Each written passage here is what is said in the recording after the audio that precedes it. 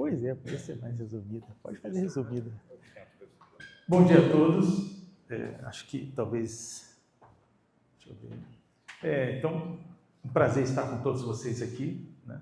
Eu procurei fazer uma apresentação com bastante equações, né, professor Bortoli? Que aí a turma entende bem, né? Não, brincadeira, não vai ter nenhuma equação. Então, a ideia é mais a gente fazer uma apresentação de uma forma mais para a gente conversar, tá ok? O título dessa apresentação, na verdade, os três temas os três temas que estamos falando aqui, a questão quântica, a questão espacial e a questão dos cabos, são três assuntos muito diferentes, né?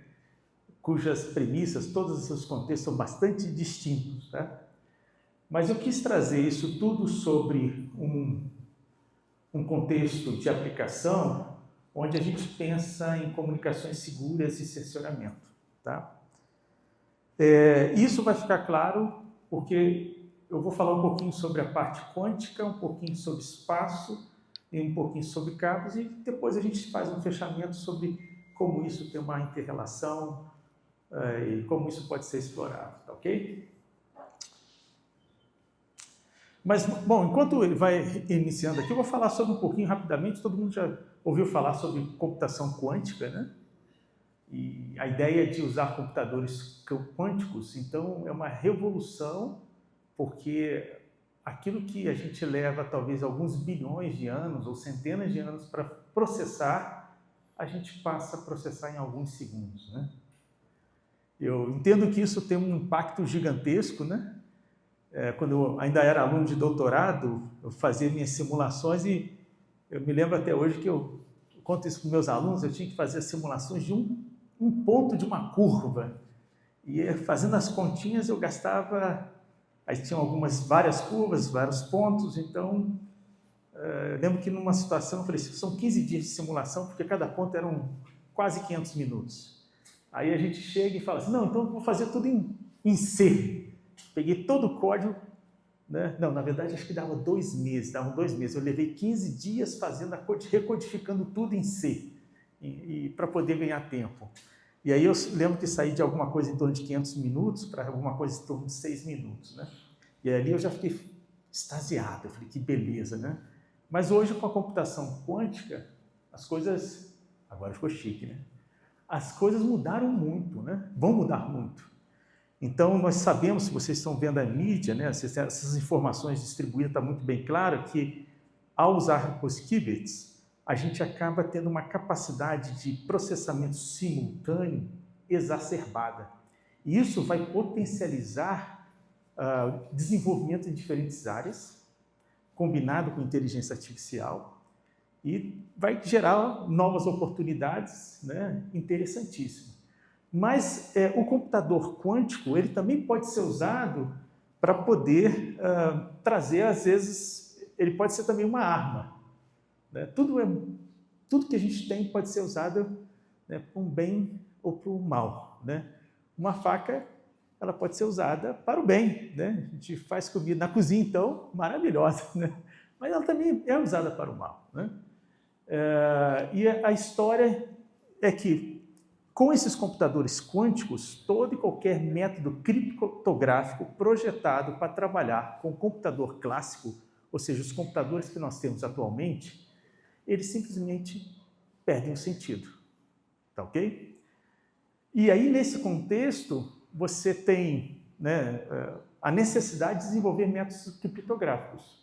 Então, tem duas vertentes aqui de criptografia envolvida com comunicações quânticas, tem duas vertentes. Uma delas a gente fala de criptografia quântica, que está relacionado exatamente com a comunicação quântica, né?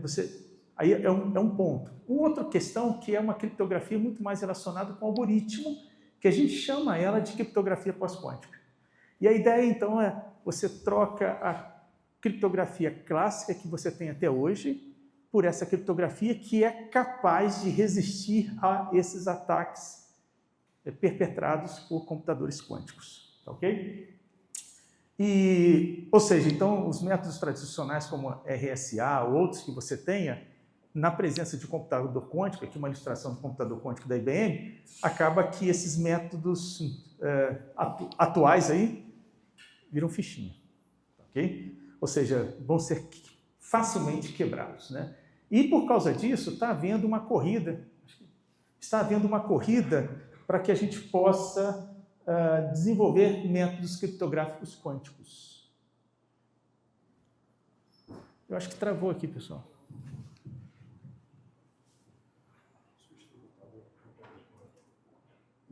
Pessoal, deu um probleminha aqui, eu vou continuar falando aqui. Voltou? Ah, foi. Então tá bom. E dentro desse contexto, quando a gente pensa a presença do computador quântico, né, aí existem dois pontos bem assim relevantes, que é esse algoritmo de Shor, que com o computador quântico a gente consegue fazer fatorações rápidas, e aí com esse algoritmo você quebra tudo.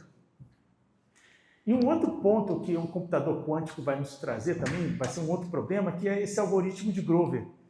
Que aí, o algoritmo de Grover, para você achar a solução, fazer uma busca num banco de dados, você, teoricamente, é proporcional a n, né? Só que o de Grover é raiz de n. E com o computador quântico, isso resolve muitos problemas, ou seja, e também cria outros problemas. Então, você acaba usando um computador quântico para rodar um algoritmo de Shor, um algoritmo de Grover, então aí você tem uma situação bastante perigosa para que você possa acessar os dados atuais. E uma outra coisa que o pessoal nem sabe é, por exemplo, você tem seus dados sendo armazenados, estão sendo todos armazenados. Depois, com o computador quântico, a pessoa vem e quebra tudo, ou seja, tem acesso a todo o seu passado criptografado também. Então, isso é algo muito sério, muitíssimo sério, e que todo mundo está esperando acontecer, mas já está acontecendo. E o setor elétrico tem que estar muito atento a isso, né? E essa confidencialidade, né, os que eu comentei agora, poderão ser vulneráveis no futuro. Acabei de comentar. E, finalmente, aí um grande desafio, né? Adaptar esses sistemas existentes a essas novas tecnologias criptográficas, tá ok? Deixa eu só ligar aqui. Então, nós temos esse problema, que é real, e como introduzir isso dentro dos sistemas elétricos de potência. Então, nesse contexto, eu vou apresentar aqui um trabalho que nós já fizemos aqui, um aluno de doutorado que terminou doutorado conosco, né, que hoje trabalha na ABIN, e está dando, um trabalho que está sendo dado sequência agora com alunos de mestrado também, tá? A gente trabalhou em cima de medição inteligente, resistentes aos ataques quânticos. Então, basicamente, você tem aqui um sistema de medição inteligente, onde você tem um medidor, onde você tem a infraestrutura de comunicações, e aqui você tem a utility, né? E aqui você tem um dispositivo, né, que eu chamo um dispositivo malicioso, que de posse de um computador quântico, ele acessa as informações a partir da rede de dados e aí quebra o seu esquema quebra a sua criptografia e acessa essa informação. E o que a gente fez, né? A gente fez uma implementação, né, trabalhando em cima de criptografia pós-quântica, onde é um dispositivo que é sempre utilizado no SM, né, que está na borda do medidor inteligente, que é o DCM. A gente falou assim, agora ele vai ser quântico, resistente a ataques quânticos. E, é claro, lá do outro lado da concessionária, a gente também tem esse módulo, né? Ou seja, o módulo que tem nos medidores e na concessionária passam a ser rodar um método criptográfico quântico. Tá? Nesse contexto, eu vou já apresentar um exemplo aqui para vocês práticos. Tá? A gente fez uma implementação, né? Aqui nós temos medidores inteligentes da Elo, onde nós temos algumas placas aqui, e onde foram implementados métodos criptográficos pós-quânticos, os quais ainda estavam sob análise do NIST, porque o NIST, que é um instituto americano, ele estava no processo de escolha de métodos criptográficos. Então, nós trabalhamos em cima dos métodos criptográficos que estavam sendo estudados lá. Os dois métodos que são pós-quânticos, desculpa, que foram estudados, que estavam sendo estudados na época, é o Crystal Kyber e esse Frodo. Ambos foram aceitos nesse processo lá dessa competição que foi criada pelo NIST, né? E nós implementamos ele, trabalhamos nele e colocamos isso rodando em dispositivos microcontroladores, rodando no PC, onde a gente emula aqui um medidor com criptografia pós-quântica e a utility, né? a concessionária, né? Com também rodando a criptografia pós-quântica. E o nosso foco aqui foi, primeiro, estudar, entender tudo isso e ver como nós poderíamos implementar isso em tempo real. Então, fizemos várias implementações de várias versões desses algoritmos, tanto o Frodo-Cain e o Crystal Kyber, rodando nos dispositivos, e a gente conseguiu ver que o Frodo-Cain demanda muito mais tempo de processamento, enquanto o Crystal Kyber. Por outro lado, a gente já sabe que o Frodo-Cain é muito mais resistente a ataque quântico. Então, uma solução mais complexa, mais resistente. Uma solução mais simples, menos resistente. De qualquer forma, e essa solução é a solução que, inclusive, foi padronizada, não padronizada, mas foi escolhida pelo NIST para, inclusive, ser utilizada em aplicações de IoT. Tá? E isso é uma solução que, inclusive, já está implementada, rodando, funcionando atualmente. Ok? Então, assim, o que eu quis dizer para você? Tem uma aplicação importante, que é o emprego de criptografia pós-quântica em sistemas elétricos de potência. Trouxe isso para vocês e já trouxe um caso prático de implementação. Ou seja, no futuro, todo e qualquer sistema de comunicação vai ter que usar criptografia pós-quântica. E o que a gente fez foi mostrar aqui, através de um projeto de pesquisa desenvolvido dentro do INERJ, né, a gente se avançou, e eu diria para vocês que talvez essa tenha sido a primeira implementação com métodos criptográficos pós-quânticos para sistema de medição de energia elétrica. Tá? Então, o menino terminou esse doutorado e é um projeto de pesquisa desenvolvido dentro do INERJ. Ok? Um outro ponto que a gente também está trabalhando aqui é eu chamar a atenção sobre comunicações satelitais de baixa órbita. Né? E aí, quando você pensa em sistemas elétricos de potência, tem várias aplicabilidades. Né? A questão de conectividade em áreas remotas, tá? Monitoramento em tempo real, resiliência cibernética e operacional. Tem vários itens aqui que eu queria chamar a sua atenção. Mas eu acho que o mais importante de tudo é esse termo que eu coloquei aqui em negrito, baixa órbita. Porque até alguns anos atrás, a gente sempre trabalhava com satélites geoestacionários, que estão a 40 mil quilômetros de distância da Terra, mais ou menos isso.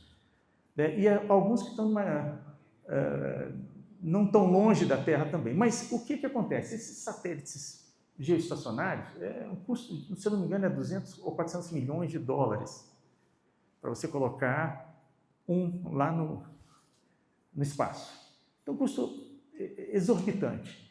E de uns tempos para cá, de uma década para cá, começou a haver um incentivo muito forte em desenvolver soluções de baixo custo.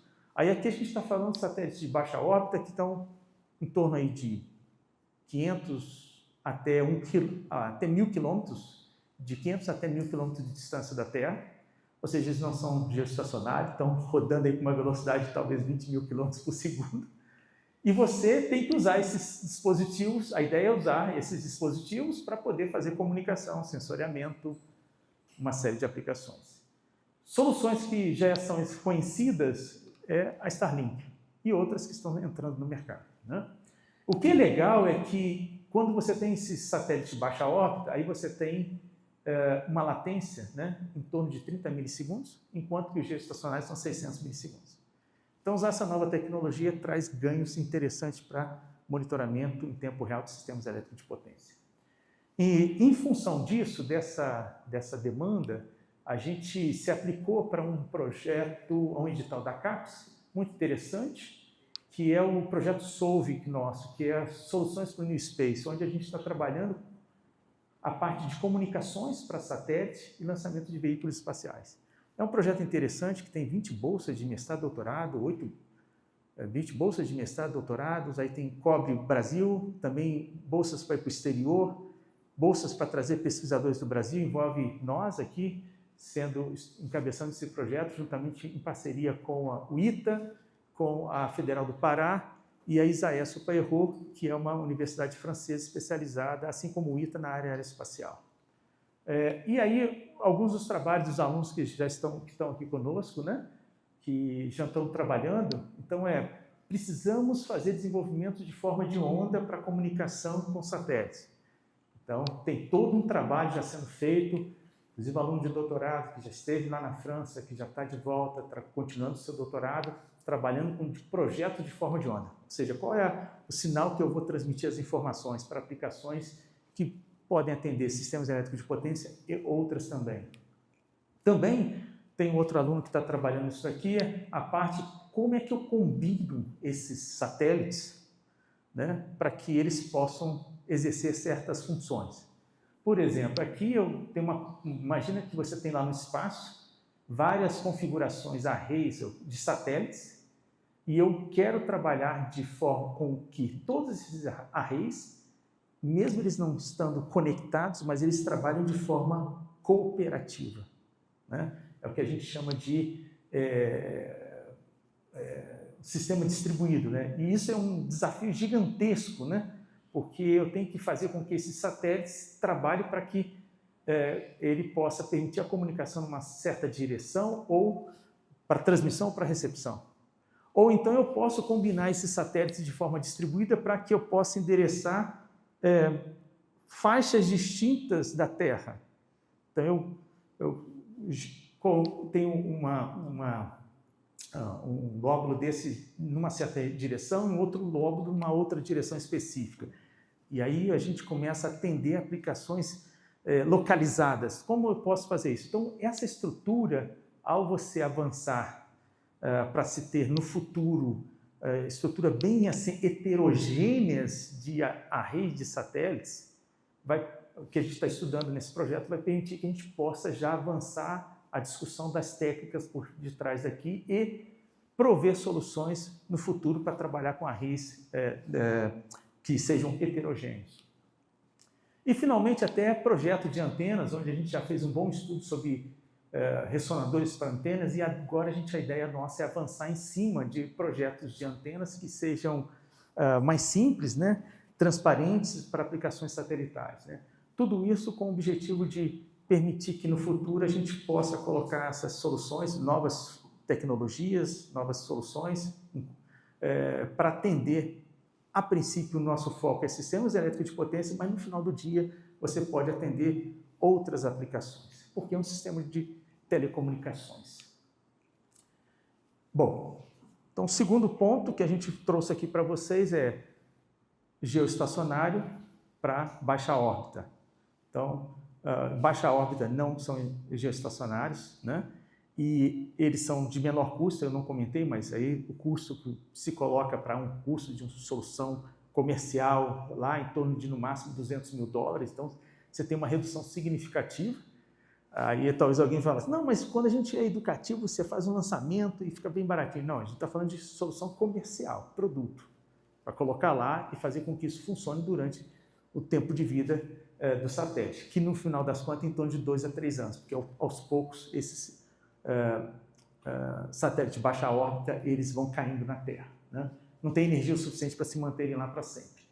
Então a gente falou um pouco sobre baixa órbita e que isso tem uma aplicação muito importante que pode ser utilizada em sistemas elétricos de potência, mas a gente trouxe para vocês um projeto, compartilhando com vocês um projeto específico que a gente está fazendo, onde a gente vai avançar, né? E esse avanço significativo, que eu vou voltar aqui, é o que a gente chama de enxame de satélites, né? Um conceito de enxames, só que a gente está falando disso espacial, né? E onde você trabalha com todo esse enxame, eles trabalham de forma cooperativa para fins. E os fins aqui é interessante, eu comentei fins de comunicação, mas eles podem ser também de fins de defesa. Esse é um outro ponto importante. E, finalmente, pessoal, eu vou falar um pouquinho aqui sobre Powerline Communication. Esse é um assunto que aí a gente trabalha bem mais tempo. A parte de comunicação de dados a gente tem bastante experiência, mas essa tecnologia que é usar o cabo de energia para comunicação de dados, também pode ser usado para fins de sensoriamento. Tá? E aí pode ser para fins de sensoriamento em sistema de distribuição, sistemas ferroviários industriais. E o que é interessante hoje é que com esse processo de eletrificação massiva da nossa sociedade, cabo está sendo usado demais. Então, problemas e esses cabos? Até quando eles vão estar funcionando? Isso acaba demandando o sistema de sensoriamento, né? Então, essas tecnologias PLC podem ser usadas, elas têm algumas vantagens e desvantagens, elas são banda estreita e banda larga, tem várias aplicações e contextos, e no final do dia, o PLC, para aplicações de medição, é banda estreita que funciona, e o banda larga para aplicações indoor. Tá? Por uma série de restrições, principalmente restrições de faixa de frequência e potência de transmissão. Bom, o que eu quero te dizer é que essa tecnologia pode ser feita para isso, e se eu não me engano, eu chamei a atenção de vocês aqui, sistemas ferroviários industriais. Né? E eu vou apresentar para você alguma coisa relacionada a sistemas ferroviários. Tá ok? Então veja só, sensoramento de cabos em sinalização, em cabos de sinalização em vias ferroviárias. Então, ao longo da malha de distribuição da malha ferroviária, por exemplo, como por exemplo a MRS, você tem um sistema de sinalização que ainda é baseado em cabos. Tá? Em ferrovias mais novas, acaba que a sinalização é baseada em ótica. Mas nesse caso aqui, a sinalização são cabos metálicos, e aí você tem a cada 2 ou 3 quilômetros de distância um armário com relés, para poder marcar a presença que o trem está passando por ali. Ok? Então, isso, se você pensa em 700 quilômetros de via, você já sabe que tem a cada 2 quilômetros, vamos pensar, em média, 300 armários aí ao longo da linha. Então, tem relés lá. E qual o problema? Porque esses cabos são de 1 a 3 quilômetros de distância, estão enterrados e, teoricamente, eles fazem um teste aqui destrutivo a cada 5 anos para verificar se... Faz um teste. E nesse período, até 5 anos, o que acontece? Bom, se romper, se degradar e romper, se der algum problema, depois eles têm que sair cavando aqui para saber o que está acontecendo. E, por incrível que pareça, não é um problema real da concessionária. Né? E a gente, então, fez um trabalho aqui com eles de fazer um levantamento do que era ou não possível. Se era possível usar esse tipo de tecnologia PLC. Então, o que a gente fez? Pegamos cabos aqui, foi muito interessante, fizemos testes experimentais com o cabo que eles usam, né? Que é um multicondutor. Nós fizemos testes experimentais no laboratório, que é, nesse caso, isso é uma ilustração para levantar parâmetros de um comprimento de 1 metro, né? Aqui é um setup onde nós trouxemos para cá 1 quilômetro de cabo, que é quase meia tonelada. Foram 11 pessoas, inclusive eu. A gente espalhou isso no campus daqui da universidade no sábado, fizemos essa medição aqui. E depois, com essas validações, nós fomos para o campo. Colocamos um equipamento num armário, lá na linha ferroviária, aqui em Juiz de Fora, né? Dias Tavares. Então, um dispositivo nesse ponto e outro dispositivo nesse ponto. E fizemos várias medições para a gente verificar a validade de se monitorar os cabos. Né? E aí eu vou mostrar para vocês rapidamente alguns resultados que a gente obteve lá. Por exemplo, nesse caso aqui, impedância característica, nós medimos, magnitude, você observa que há um desagrunho, não há uma concordância entre o simulado e o medido, quando as frequências são muito baixas, e depois eles convergem para o mesmo valor. A questão da fase da impedância característica, de um cabo, né, que nós medimos, aí a gente tem simulação, medição em laboratório e medição em campo. Então, só as simulações que têm uma diferença no início. Fizemos medição de resposta em frequência, e aqui eu só estou mostrando para você a magnitude da resposta em frequência do cabo, mas também a gente fez desse FET e NET. É um acoplamento que existe entre cabos, onde o acoplamento FET é o far end e o NET é o near end. Então, a gente fez essas medições para poder verificar o que acontecia e analisar em relação às simulações baseadas em modelos matemáticos. E aí tem uma diferençazinha aqui, porque é a questão de piso do ruído, e a gente pôde observar que, olha, a partir daqui a gente pode caracterizar degradação de cabo também, analisando. E, finalmente, a gente fez alguns outros testes experimentais para ver como é que no campo, né, como é que era essa atenuação. E a gente viu um errozinho no início, porque, no final das contas, aqui a gente estava usando um acoplamento que limita o DC, porque lá a gente estava operando com um sistema de desalinização funcionando da rede ferroviária, da MRS. E aí a gente mediu a magnitude da atenuação, né? Simulação, teste em laboratório, teste de campo e um bom agreement entre a modelagem que a gente fez a partir dos parâmetros e os resultados que a gente pôde medir. E, finalmente, até a densidade espectral de potência do ruído. Então, a partir de todas essas informações e outras que nós levantamos, a gente pôde observar que é possível, sim, caracterizar degradações nesses cabos. E aí é um projeto que a gente provavelmente deve executar para essa concessionária. Bom, o que eu queria concluir para vocês aqui? Primeiro, o computador quântico é um desafio para a segurança do setor elétrico, e o setor elétrico deve se antecipar. As comunicações satelitais de baixa órbita apresentam um grande potencial para o setor elétrico de potência. Tá? Isso algumas empresas já estão usando, mas à medida que isso vai melhorar a disponibilidade dessas tecnologias, isso é importante, isso vai ser muito mais utilizado. Powerline Communication, voltado para sensoriamento de cabos, é muito importante, principalmente no processo de eletrificação. Né? E, finalmente, a integração entre criptografia pós-quântica, comunicações satelitais e Powerline Communication é bastante interessante para prover comunicações seguras e sensoriamento. Ok? Com isso, eu termino minha apresentação e eu espero que eu não tenha passado do horário, professor Pedro.